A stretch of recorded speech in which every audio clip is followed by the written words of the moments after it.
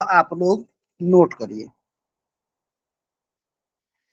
जो ग्रह दीप्तावस्था वाले जो भी ग्रह होते हैं उनकी दशा में, दीप्त अवस्था वाले ग्रह की दशा में जातक को जमीन, जायदाद, अधिकार,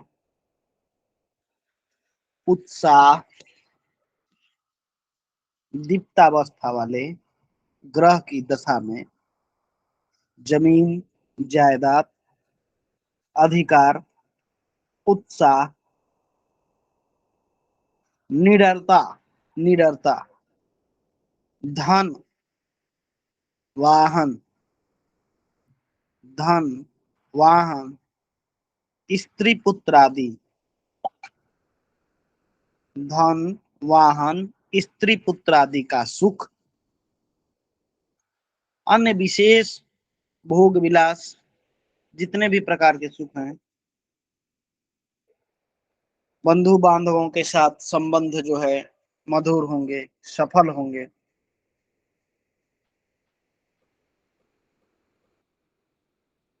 राजकीय सम्मान, सहयोग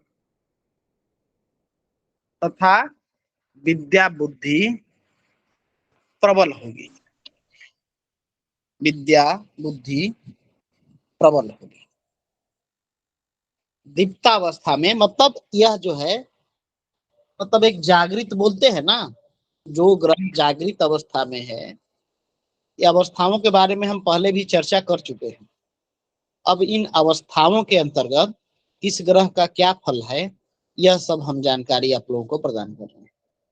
तो जो दीप्तावस्था वाले ग्रह होते हैं उनकी दशा में जातक को जमीन, जायदाद, अधिकार, उत्साह, निडरता, धन, वाहन, स्त्री पुत्र आदि का सुख, अन्य सभी प्रकार के भौतिक भोग विलास, सभी प्रकार के सुख, बंधु बांधवों के साथ में मधुर संबंध होंगे, सब क्षेत्रों में सफल होंगे, राजकीय सम्मान, राजकीय सहयोग, विद्या बुद्धि में प्रबलता, मतलब विद्या बुद्धि का लाभ बढ़ेगी। विद्या बुद्धि जो भी है अध्ययन के क्षेत्र में है और कुछ विशेष अध्ययन करेंगे, स्वविवेक, आपको ज्ञान होगा, ठीक है। तो इन सभी चीजों में आप सफल होंगे। तो एक तरीके से जो ग्रह हमारे दीप्त अवस्था में है, अगर उनकी दशा चलेगी तो हमारे लिए वो शुभ फल प्रदान करेंगे, ठीक है। जी भगवान। चलिए, अब अगला है स्वस्थ अवस्था, ग्रहों की स्वस्थ अवस्था। तो ग्रह स्वराशि वाले, स्वराशि वाले स्वस्थ ग्रह की दशा में, स्वराशि वाले स्वस्थ ग्रह की दशा में सरकार से धन व सुख, मतलब सरकारी लाभ, विद्या, यश, लोगों का स्नेह,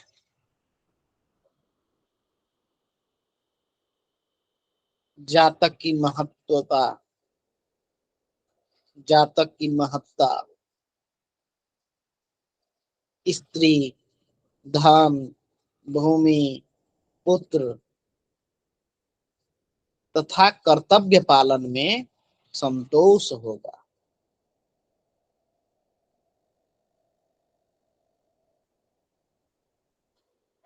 स्वराशि वाले स्वस्थ ग्रह की दशा में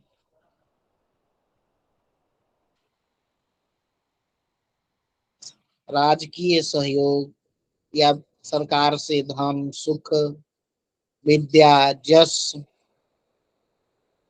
लोगों का स्नेह, जातक की महत्ता, स्त्री, पुत्र, धन, भूमि तथा कर्तव्य पालन से संतोष होगा, हर प्रकार से लाभ होगा।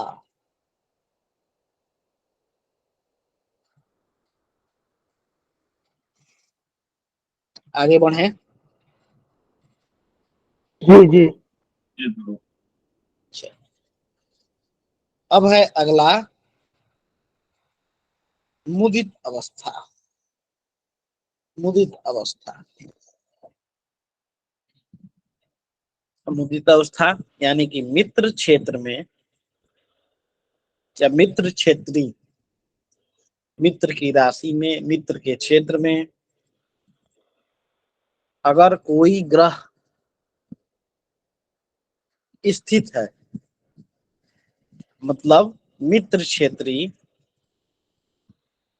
मुदित अवस्था वाले ग्रह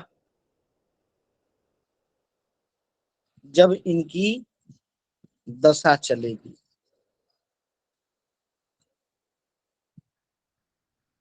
तो ऐसी स्थिति में जातक को वस्त्र आभूषण लाभ,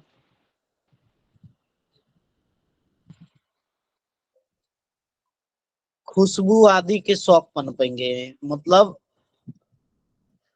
परफ्यूम, है ना, एसेंस पुनः एक बार बोलेंगे भगवान? जी, पुनः एक बार बोले। मित्र क्षेत्री मुदित अवस्था वाले ग्रह की दशा में जातक को वस्त्र आभूषण लाभ,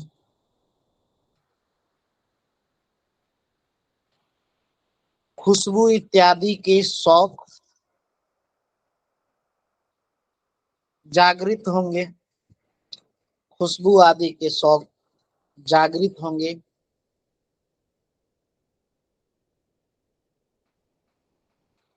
भूमि, पुत्र, धन, भूमि, पुत्र, धन व धैर्य जो है वृद्धि होगी।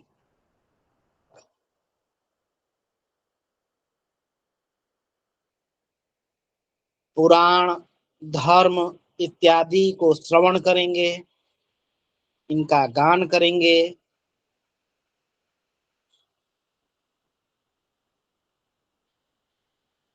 विविध पुराण है। पुराण, पुराण, पुराण मतलब भागवत, महापुराण, मार्कंडेय पुराण, ठीक ना। तो इसमें पुराण आदि की कथाओं का श्रवण करेंगे, धर्म में लिप्त होंगे, धर्माचरण करेंगे,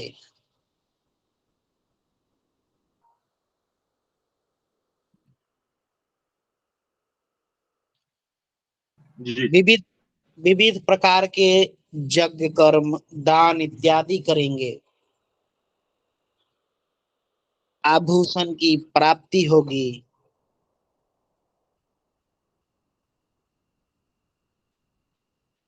भगवत भक्ति में गान करेंगे, भगवत भक्ति का गान करेंगे।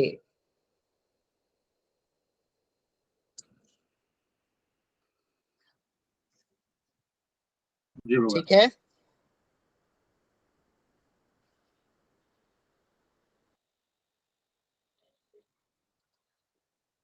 हर प्रकार के शास्त्र इत्यादि जो कथाएं होती हैं उन कथाओं में सहयोग करेंगे,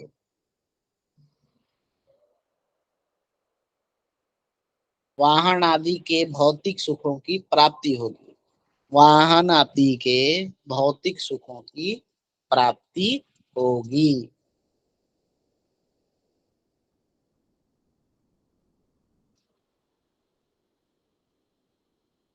अब है सम क्षेत्री। सम क्षेत्री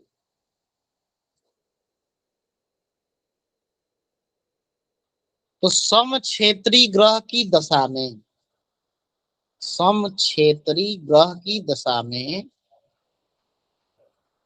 सुख, सम क्षेत्री ग्रहों की दशा में सुख, धैर्य, भूमि, पुत्र, स्त्री, सम क्षेत्री ग्रह की दशा में सुख, धैर्य, भूमि, पुत्र, स्त्री, वाहन, स्त्री, वाहन, विद्या, मन में संतोष होगा, धर्म में रत रहेंगे। रत मतलब धर्म में लिप्त होंगे। बहुत से माननीय, बहुत से माननीय, धनी और प्रतिष्ठित लोगों से सत्कार प्राप्त होगा। धर्म में लिप्त होंगे, बहुत से माननीय, धनी और प्रतिष्ठित लोगों से सत्कार प्राप्त होगा। हो सकता है कोई मुखिया आपको जो है सो बुलाए, हैं, और आपका मान सम्मान करे कि आज हमारे यहाँ भोजन करिए। हाँ, हो सकता है कि कोई कथावाचक, कोई बहुत बड़े आचार्य, बहुत जाने माने प्रतिष्ठित व्यक्ति आपको बुलाएं और आपको किसी प्रकार से आदर सत्कार करें, सम्मानित करें, आपके साथ भोजन इत्यादि करें, चाय वगैरह पर निमंत्रण दें, है ना। चलिए अगला। आवाज आ रही है ना मेरी? स्पष्ट आ रही है गुरुदेव। ठीक गुरुदेव। जी प्रभु जी। राघवेंद्र जी कुछ कर रहे हैं? भगवान, आवाज स्पष्ट आ रही है आपकी। चलिए ठीक है। अब अगला है नीचगत हीनावस्था। नीचगत हीनावस्था वाले ग्रह की दशा में, जो नीच राशि में स्थित होते हैं ग्रह, ठीक ना, इन ग्रहों की दशा में गुरुजी क्या बताया? नीचे नीचगत या हीन अवस्था, कोई भी ग्रह यदि अपनी नीच राशि में स्थित होता है तो उसकी अवस्था हीन अवस्था ही होती है, नीच अवस्था होती है ना। तो जब उस ग्रह की दशा चलेगी, ठीक ना, तो इस अवस्था में जातक को स्थान परिवर्तन का योग बनेगा। स्थान परिवर्तन का योग होगा। मति भ्रमित होगी, जिसको मद भ्रंश बोलते हैं, मति भ्रमित होगी। बंधुओं से विरोध होगा, जो आपसी बंधु हैं आपके, वह जो है आपका विरोध करेंगे। जीवन के जो स्तर होगा उसमें भी गिरावट आएगी। जीवन के स्तर में गिरावट आएगी, है ना। लाइफ स्टाइल चेंज होगा। चेंज मतलब नेगेटिव वे में जाएंगे। लोगों से उपेक्षा प्राप्त होगी आपको। आपको लोग जो है उपेक्षित करेंगे। रोग, पीड़ा, ये सब प्राप्त होगा। किसी प्रकार का कोई रोग, कोई जो है पीड़ा हो जाए, आपको कोई टेंशन हो जाए, ठीक है, तो ये सारी स्थिति आपकी ग्रह की नीच अवस्था, यदि कोई ग्रह नीच अवस्था में है, नीच राशि में है और उसी की अवस्था यदि चल रही है, तो ये सारी चीजें आपके साथ घटित हो सकती है या जातक के साथ घटित हो सकती है। ठीक है। अब लिखिए अगली अवस्था शत्रु क्षेत्र में।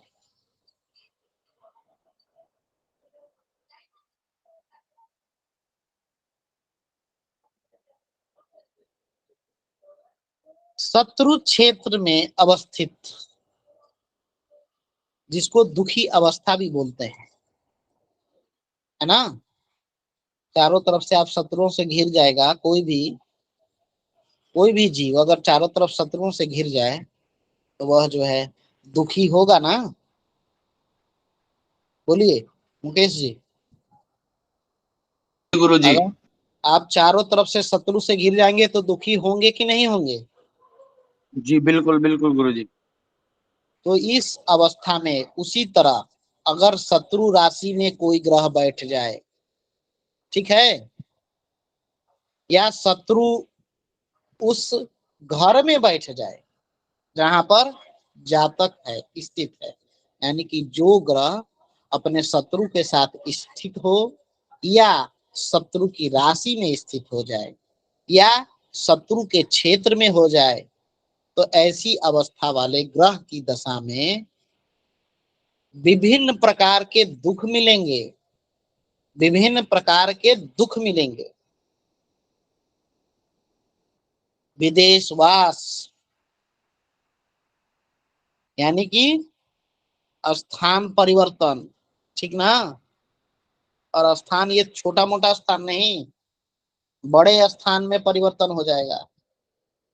आपकी सारी जो है जीवन जो है, सारा जीवन का जो क्रियाकलाप है, आप जिस स्थान पर है अचानक परिवर्तन हुआ, आप किसी दूर दरानी प्रदेश में ट्रांसफर कर दिया गया, नेगेटिव ट्रांसफर, ठीक ना।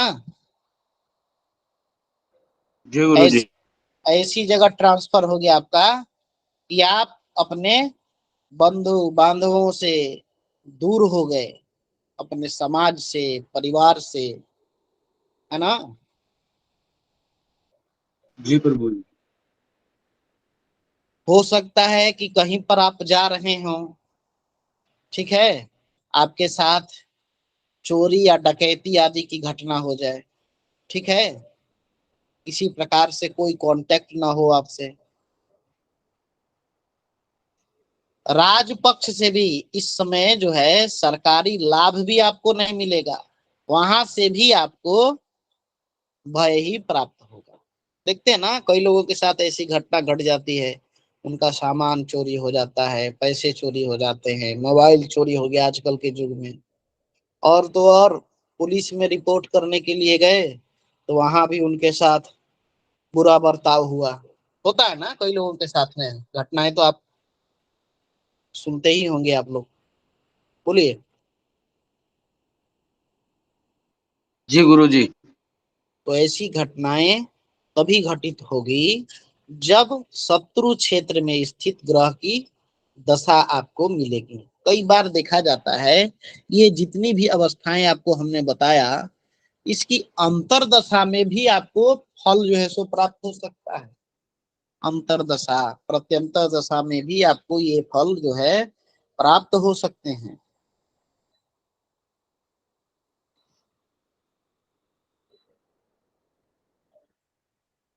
ठीक है। कल जो चीजें लिखवा दिए थे उसको पुनः रिपीट करने की आवश्यकता है क्या।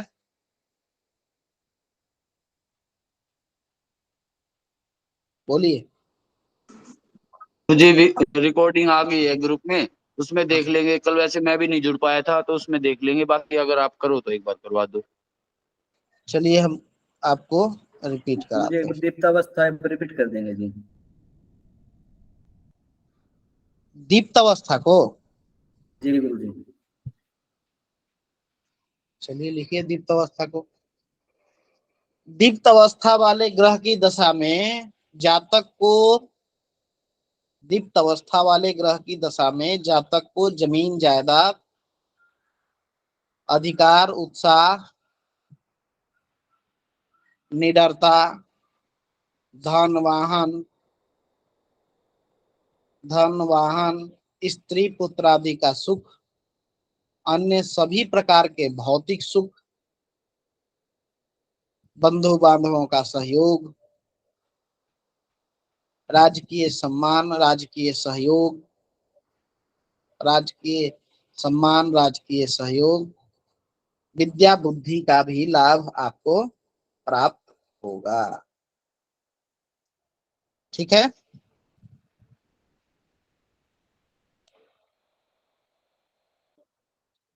ठीक है प्रभु जी।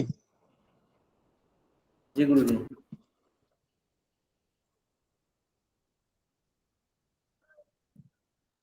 चलिए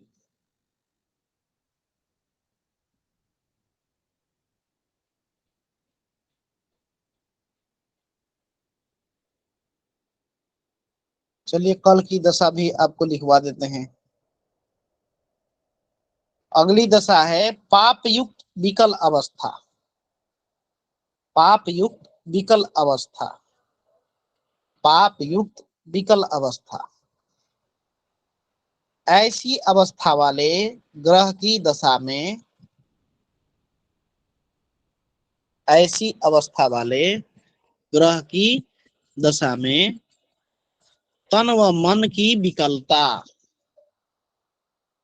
मतलब एक प्रकार से बेचैनी। विकलता मतलब क्या? बेचैनी, है ना।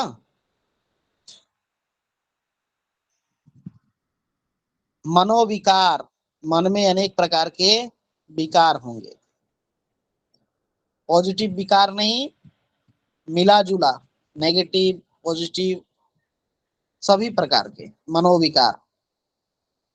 पिता आदि बुजुर्गों का देहांत हो सकता है। किसी बड़े आदमी, आपके आपके आप जिसकी छत्र छाया में हैं, ऐसे जो है सम्मानीय लोगों का हो सकता है कि ये शोक संदेश आपको प्राप्त हो। स्त्री पुत्र आदि को मृत्यु तुल्य हो सकता है, कष्ट प्राप्त हो। वस्त्राभूषण का लाभ मिलेगा। वह भी वाहन इत्यादि चोरी की घटनाएं हो सकती हैं।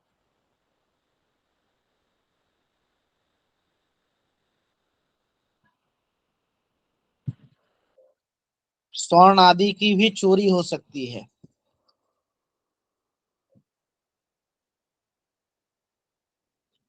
अगली अवस्था है पराजित अवस्था, यानी कि खल ग्रह की दशा में इष्ट जनों से वियोग हो सकता है। इष्ट जनों से वियोग हो सकता है। माता पिता के सुख में कमी आएगी। माता पिता के सुख में त्रुटि आएगी, कमी आएगी, न्यूनता आएगी। जी क्या बोला? खल ग्रहों की दशा में परिजन पराजित यानी कि खल ग्रह की दशा में जातक को कलह, कलह, इष्ट जनों से वियोग, इष्ट जनों से वियोग, माता पिता के सुख में कमी, माता पिता के सुख में त्रुटि आएगी, न्यूनता आएगी। लोगों से शत्रुता होगी, लोगों से शत्रुता। धन व भूमि की हानि, धन व भूमि की हानि होगी।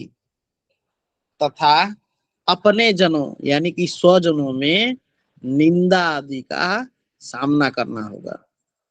स्वजनों में निंदा, लोग आपकी निंदा करेंगे।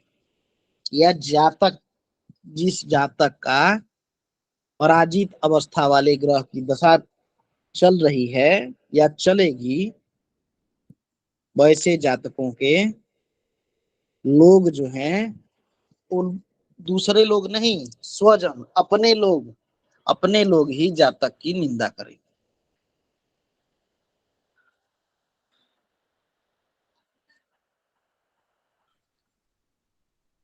अगला बोले। जी गुरु जी। अंतिम जो अवस्था है, नौवीं अवस्था, वह है अस्त ग्रहों की अवस्था। अस्त ग्रहों की अवस्था। तो अस्तगत जो हमारे ग्रह होते हैं, जो अस्त होते हैं, अगर उनकी दशा आपको प्राप्त होती है तो यह जो है कोपी अवस्था कहलाती है। वह ग्रह से आपको कोप प्राप्त होगा। वो अवस्था कोप अवस्था कहलाती है। अब ऐसे ग्रह की जब दशा चलेगी, ठीक ना, तो इसमें जातक को अनेक प्रकार के मुसीबतों का सामना करना होगा। पाप कर्मों का उदय होगा, जातक थोड़ा पदभ्रष्ट हो सकता है, अधर्मी हो सकता है, अधर्म का आचरण करेगा, पाप कर्मों में लिप्त होगा। विद्या, यश, स्त्री, धन व संपत्ति की हानि होगी, हानि होगी।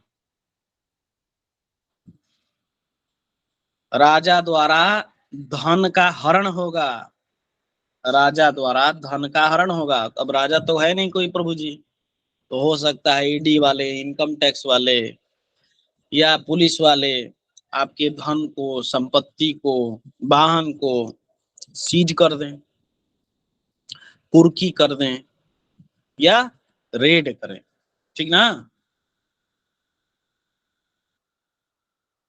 रोग उत्पत्ति होगी, रोग जो है उत्पत्ति होगी, कोई नया रोग आपको मिल सकता है।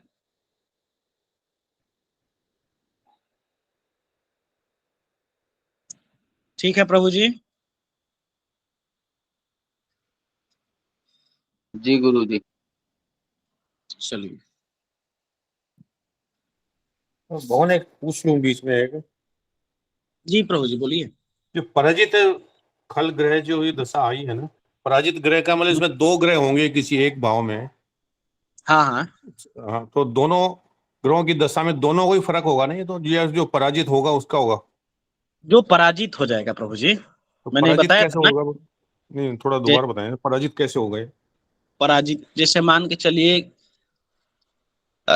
सूर्य, सूर्य ग्रह है, ठीक है, जी भगवान। उसके उसके साथ में मान के चलिए कि गुरु आ जाए, शुक्र आ जाए, ठीक है, जी और एक का डिग्री बल अधिक हो, कोई अपनी राशि में स्थित हो, दूसरा जो है ना उसके लिए सम पड़े ना उसके लिए मित्र पड़े, शत्रु राशि में हो सकता है कि इंकित हो जाए, ठीक है।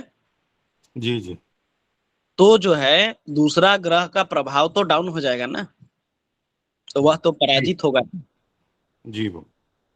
तो जब वो पराजित हो जाएगा तो उसकी जब अब अवस्था चलेगी, जो विजयी होगा नहीं, जो पराजित हो जाएगा ग्रह, अगर उसकी दशा आपको प्राप्त हो रही है तो वह जो है उस समय आपको ये सारी जो भी चीजें लिखवाए हैं उसमें से कुछ घटनाएं घटित हो सकती। जी भगवान, ठीक है।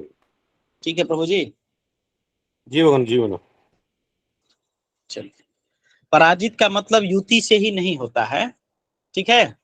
पराजित का मतलब जो है डिग्री बल यहाँ पर देखेंगे, द्वंद्व हो जाए दोनों में, ठीक है, दो अलग अलग राशियां हो जाएं, दोनों के स्वभाव अलग अलग हो जाएं, तो भी तो द्वंद्व हो सकता है ना,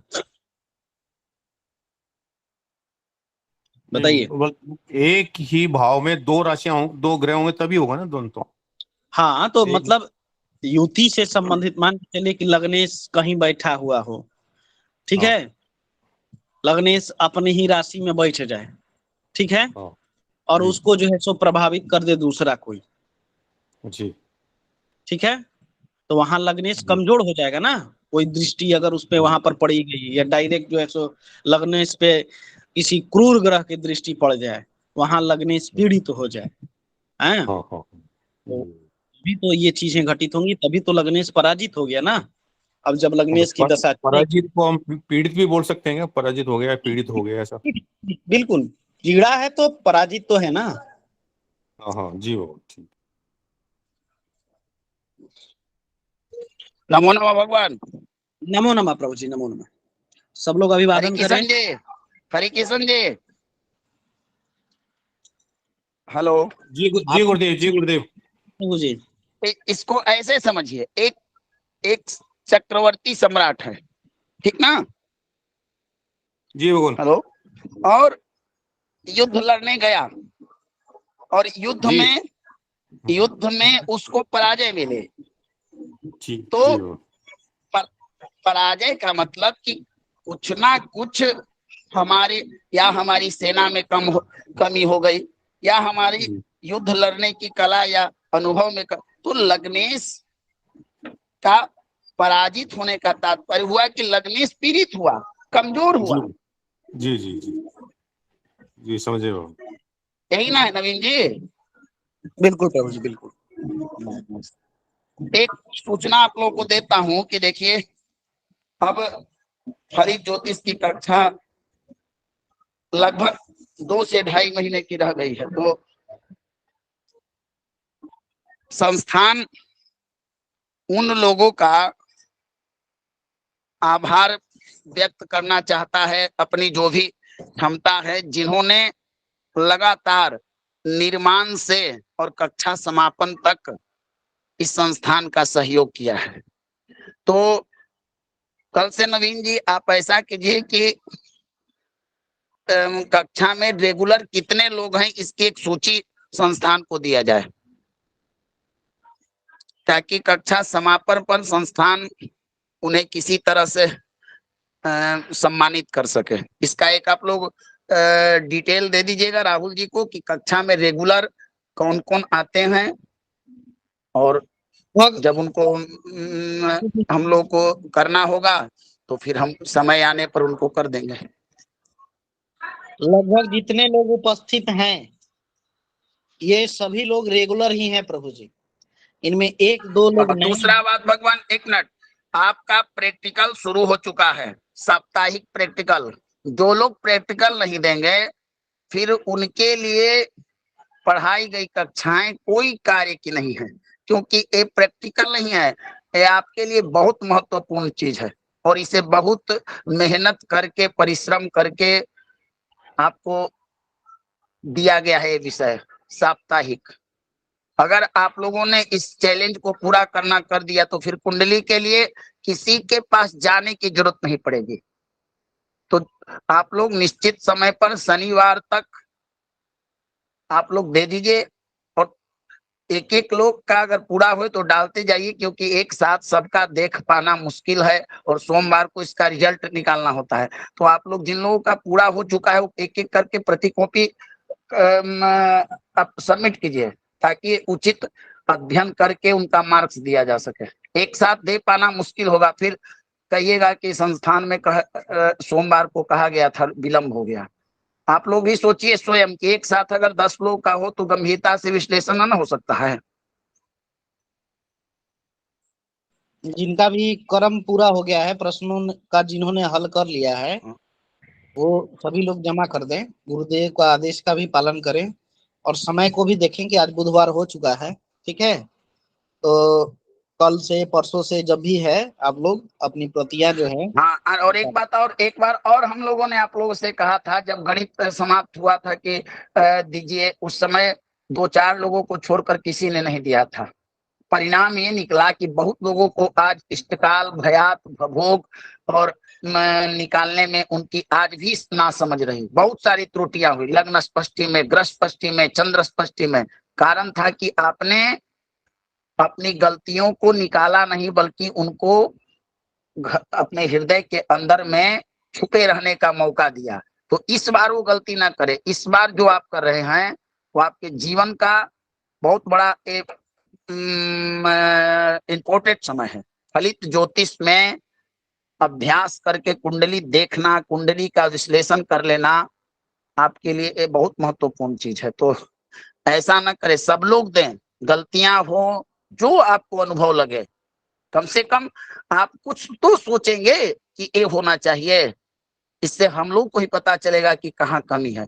तो इस बार सब लोग दें, उसका मार्क्स मिलेगा। कक्षा समापन के बाद फिर आपकी परीक्षा किस तरह से होगी, और परीक्षा देने के बाद आपको संस्थान कुछ ऐसा चीज देगा जिससे आप समाज में सर उठाकर कह सकते हैं कि हमने अध्ययन किया है। शेष चीजें आपको समयानुसार अवगत करा दिया जाएगा। ठीक है भगवान। जी प्रभु जी, जी प्रभु जी।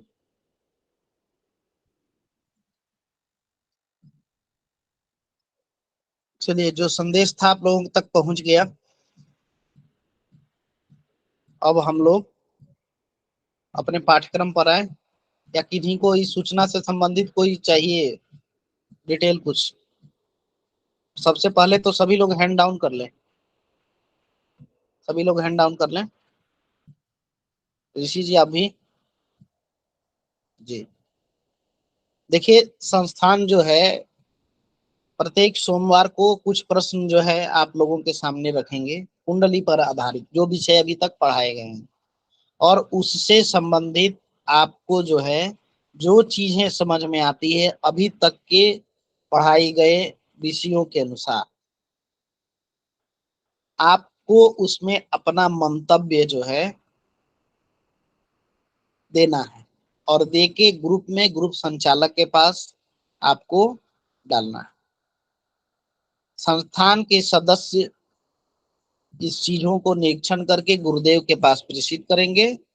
गुरुदेव उसका देख के अंतिम निर्णय देके आपको एक तरीके से मार्क्स देंगे, और सोमवार के दिन कक्षा में ही उनका नाम उद्घोषणा करके जिन्होंने इसको अच्छे तरीके से कंप्लीट किया है, बताए गए जो भी विषय हैं उनसे संबंधित जो है उनको सम्मान, जो चीजें हैं वह जो है सो संस्थान करेगी।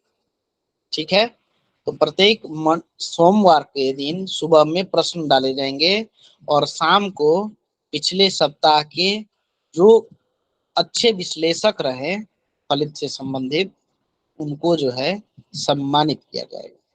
तो आप सभी दिए गए विषयों को समय के अनुसार पूर्ण करके संचालक के पास, संस्थान के पास जमा कराएं। उसके बाद जी राजा तिवारी जी, नमो नमः प्रभु जी। नमो नमः, हर महादेव को सभी विद्यार्थी। जी प्रभु जी।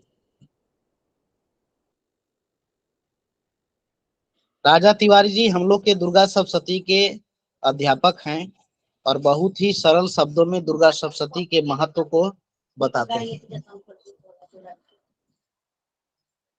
ठीक है, तो आप सभी हैंड रेज करके गुरुदेव का स्वागत करें। गुरुदेव दो शब्द आप विषय से संबंधित हैं, फिर हम लोग अपनी कक्षा में प्रवेश करेंगे। स्वागत है गुरु जी।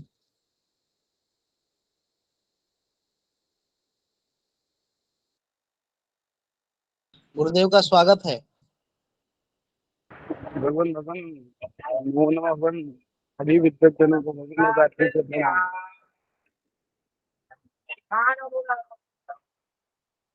भगवान हिंद सभी नीचे कर ले भगवान। ठीक है, ठीक है जी, आप लोग हैंड डाउन कर लें। अब हम लोग अपने विषय पर प्रवेश करते हैं, पुनः उसके बाद में कुछ चर्चाएं करने के पश्चात हम लोग आगे चलेंगे। तो देखिए, जो हमारे ग्रहों की दशा है इसके अंतर्गत हम लोग चल रहे हैं।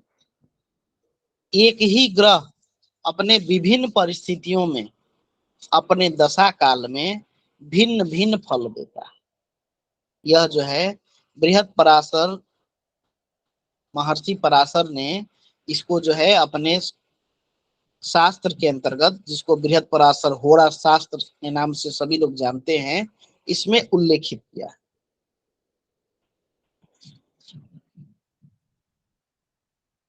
और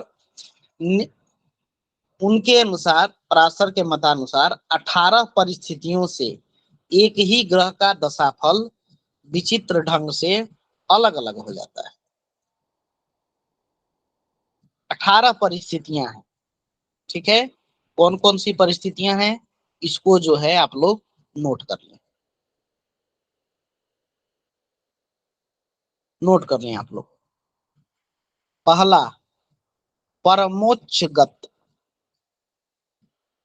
परमोच्च गत मतलब परम उच्च ग्रह जो है परम उच्च हो जाता है। दूसरा, उच्च राशिगत, उच्च राशिगत। तीसरा, उच्च राशि से थोड़ा आगे या पीछे, जो उसकी उच्च राशि है, ठीक है, उससे थोड़ा आगे या पीछे। मूल त्रिकोणगत, मूल त्रिकोणगत, स्वक्षेत्री, स्वक्षेत्री, ये सब डिग्री बल पे आधारित हैं। इसके बारे में हम लोग पहले बहुत सारी चर्चाएं कर चुके हैं। ये सब जो है डिग्री बल पे राशि और उसके डिग्री बल के आधार पर आप सभी को बताया जा चुका है। पांचवा है स्वक्षेत्री। छठा जो है अधिमित्र क्षेत्री या मित्र क्षेत्री। इसमें हम लोग पंचधा और तत्कालिक चीजों का विचार करेंगे। जो पंचधा मैत्री चक्र बताया गया था और तत्कालिक मैत्री चक्र बताया गया था, इसके अंतर्गत हम लोग देखेंगे। ठीक है, अधिमित्र क्षेत्री या मित्र क्षेत्री, तत्कालिक मित्र क्षेत्री, तत्कालिक मित्र क्षेत्री। गुरुजी आपने 6th वाला क्या बताया है? पुनः देखिए महोदय, मैं रिपीट कर रहा हूं, आप नोट करते चले जाइए या जी। मिला ली। पहला है परम उच्च गत, जिसको परमोच्च गत लिखते हैं। उच्च राशिगत, उच्च राशिगत, उच्च राशि से थोड़ा आगे या पीछे। मूल त्रिकोणगत, मूल त्रिकोणगत। पांचवा है स्वक्षेत्री, पांचवा है स्वक्षेत्री। छठा है अधिमित्र क्षेत्री या मित्र क्षेत्री। तत्काल मित्र क्षेत्री, तत्काल मित्र क्षेत्री। सम क्षेत्री, आठवां है सम क्षेत्री। नौवा है शत्रु क्षेत्री, शत्रु क्षेत्री। 10 है नीच राशि के आसपास, नीच राशि के आसपास। 11वां है नीचगत, नीचगत। 12वां है परम नीचगत, परम नीचगत। 13वां है नीच शत्रु वर्गगत, नीच शत्रु वर्गगत। 14वां है पाप युक्त, पाप युक्त। 15वां है स्ववर्गगत, स्ववर्गगत। 16वां है केंद्र त्रिकोण, केंद्र त्रिकोण। 17वां है युद्ध में पराजित, युद्ध में पराजित। 18वां है अस्तगत, अस्तगत। ठीक है, तो इन गुणों के आधार पर सभी जो ग्रह की दशा चल रही है गुरुदेव उसके, 10वां का है? जी गुरुजी 10वां बताओ, 10वां। 10 है नीच राशि के आसपास, नीच राशि के आसपास। 11वां है नीचगत। 12वां है परम नीचगत। जी गुरुजी हो गया, गुरुजी हो गया, 18 हो गया। चलिए ठीक। तो ये जो है इन गुणों के आधार पर ये 18 जो परिस्थितियां हैं, इन 18 परिस्थितियां के अंतर्गत जो ग्रह की दशा चल रही है, ठीक है, वह जो है अपना अपना फल जो है जातक को प्रदान करते हैं। ये 18 अवस्थाएं पराशर के अनुसार जो हमने अभी 9 अवस्थाएं बताई हैं, ठीक है, इनके ही आधार पर थोड़ा सा और इसको विस्तृत किए हैं और विस्तृत करने के आधार पर यह जो है दशा जो है अलग अलग इसके फल जो है प्राप्त होते हैं। देखिए, अब इसमें हमने परम उच्च गत बताया है।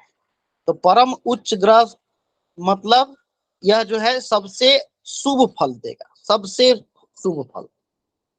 ठीक है। और एक बताए हैं अस्तगत, है ना, यह जो है हमेशा अदृश्य, अस्त मतलब क्या, दिखने वाला ही नहीं, ठीक ना, तो यह जो है अदृश्य फल देगा।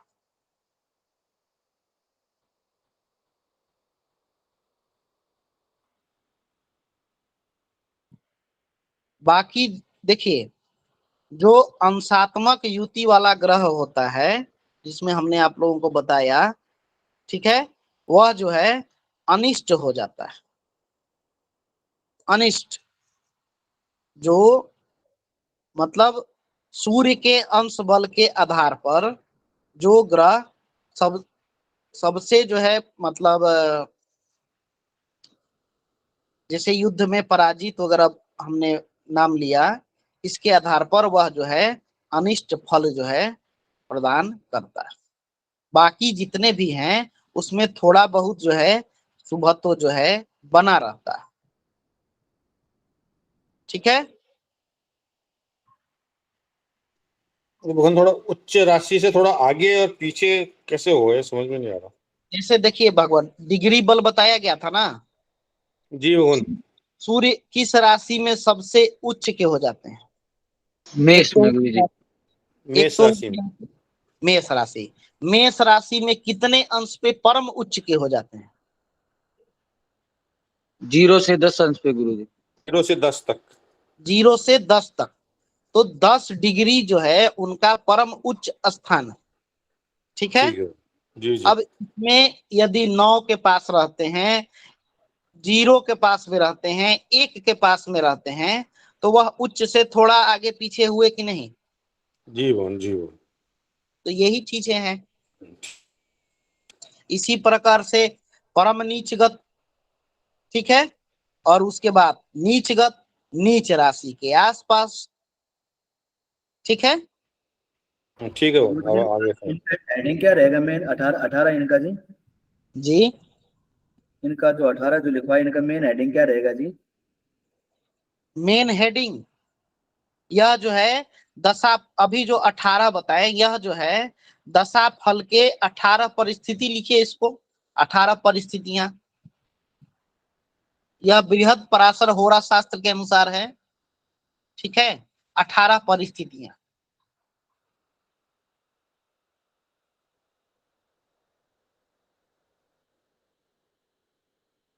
गुरु जी जी मैं पूछ रहा था, जैसे कि अभी जो डिग्री बल का जो वो चल रहा था ना, तो हाँ इसमें मान लो शनि की दृष्टि 7वें भाव से किसी ग्रह पे बैठ पड़ रही है और वहां पे 2 ग्रह बैठे हैं, तो हाँ, उनमें ज्यादा उसका प्रभाव किस पे रहेगा? जिसका डिग्री बल कम रहेगा उस ग्रह पे ज्यादा रहेगा, या कौन से पे ज्यादा रहेगा गुरु जी?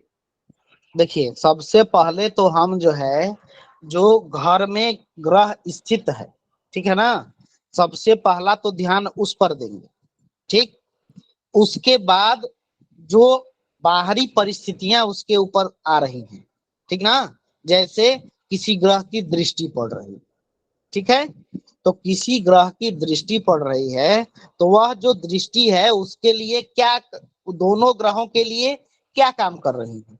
क्या दोनों ग्रह जो हैं उसके लिए अशुभ हैं, या दोनों ग्रह जो है उसके लिए शुभ?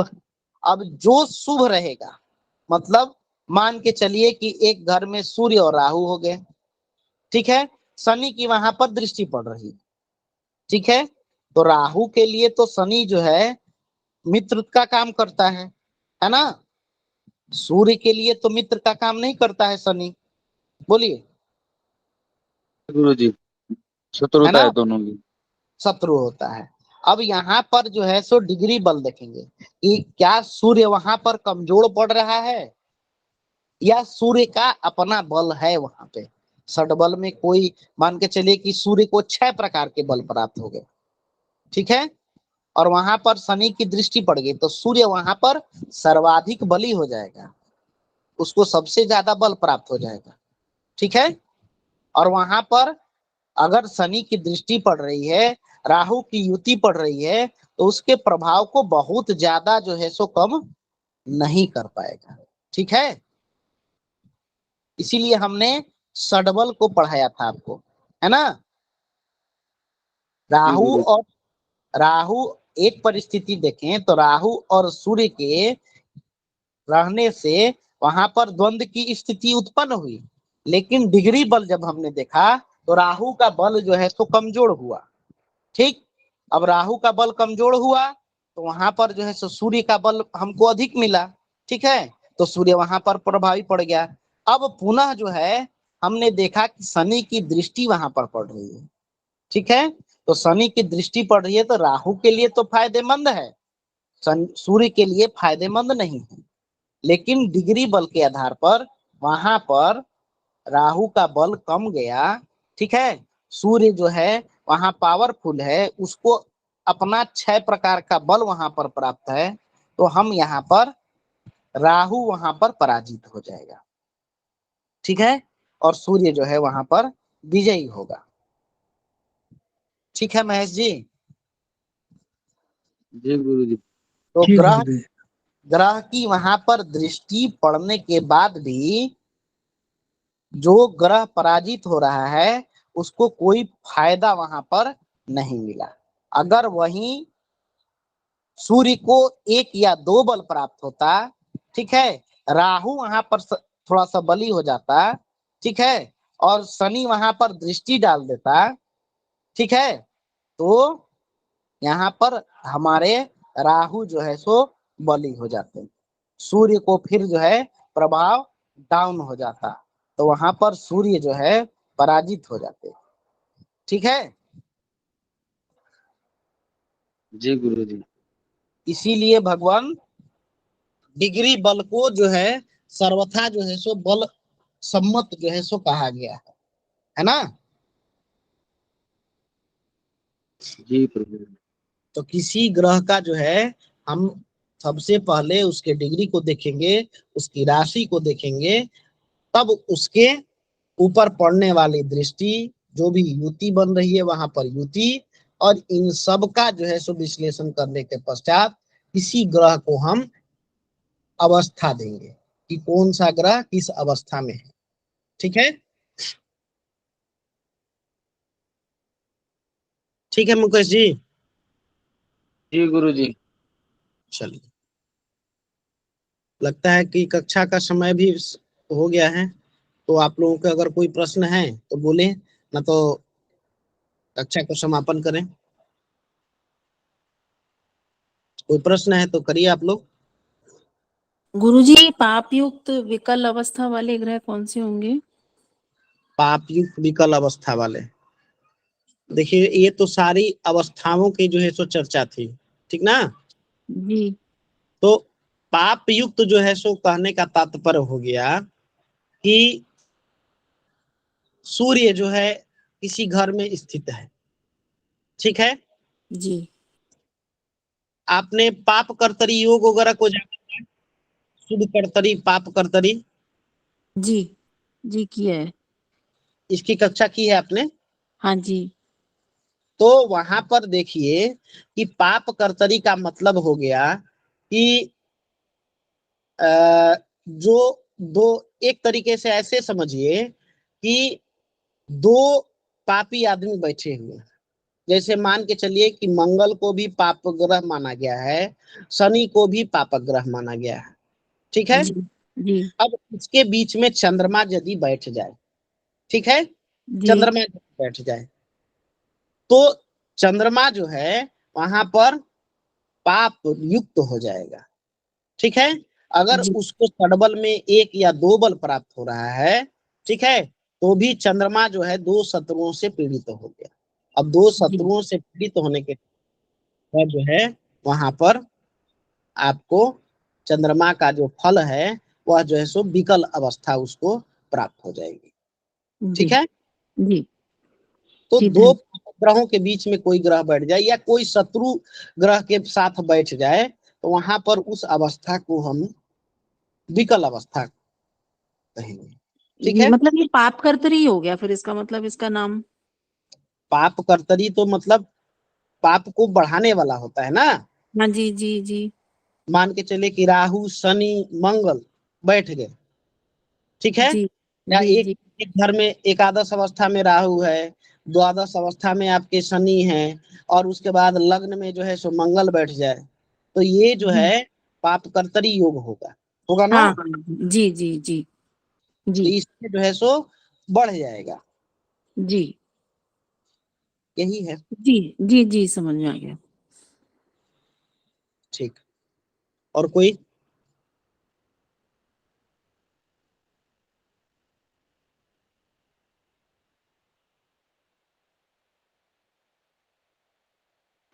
चलिए, कोई प्रश्न नहीं है तो कक्षा का समापन करें प्रभु जी। जी गुरु जी। जी भगवान।